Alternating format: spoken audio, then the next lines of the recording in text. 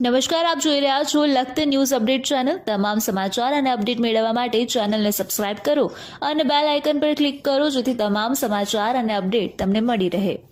લખતર ગામના ગ્રામ પંચાયત મહિલા સરપંચ અને તેના વહીવટદાર પતિ દ્વારા ભ્રષ્ટાચાર કરાયાના આક્ષેપ બાબતે સરકાર દ્વારા ભ્રષ્ટાચારીઓ તરફી ગુકળગાયની જેમ તપાસ કરાવવાનો કારસો એક જ રોડનું ફરિયાદ કરી અને 2 વર્ષ પછી 4 વાર માપ લેવાયો। ભ્રષ્ટાચારીઓ છાવરા કેટલી વાર માપ લેવાશે તેવા સવાલો ઉઠવા પામ્યા।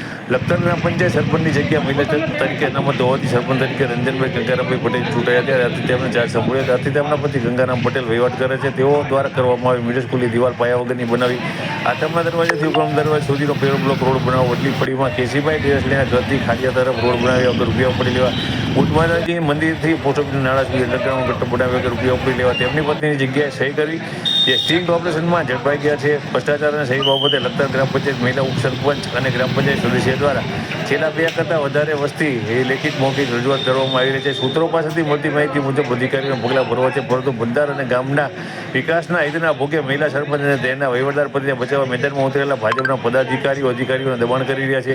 ત્યારે લખતર ઉગમના દરવાજાથી આતમના દરવાજા સુધીના રોડની 4 વાર તપાસ કરવામાં આવી છે। હજી સુધી વડલી ફળી પેવર બ્લોક રોડ, મિડલ સ્કૂલની દિવાલ, બુટ માતાજી મંદિર પાસે અંડરગ્રાઉન્ડ ગટર અંગેની અધિકારી સાથે તપાસનું કોઈ નામ નથી લેતું। ઉપરથી પત્રકારને મારી નાખવાની ધમકી આપવામાં આવે છે। ત્યારે લખતર ગામમાં ચર્ચા ચાલી રહી છે કે અધિકારીઓ વધુ જાણે છે છતાં તેઓને દબાણવશ તપાસના નાટક કરવા પડે છે। આમને આમ અધિકારીઓ ભાજપના નેતાઓના દબાણને કારણે લખતર ગામની પીડાતી પ્રજાના ભોગે ભ્રષ્ટાચારીઓને 5 વર્ષ પૂરા કરવા દેશે તેવું લખતર ગામની અંદર ચૌટે ચર્ચા રહ્યું છે। ત્યારે જોવું રહ્યું કે આ તપાસ છે તેનું કોઈ પરિણામ આવે છે કે અધિકારીઓ ક્લીન ચીટ આપી અને તેમને 5 વર્ષ પૂરા કરવા દે છે।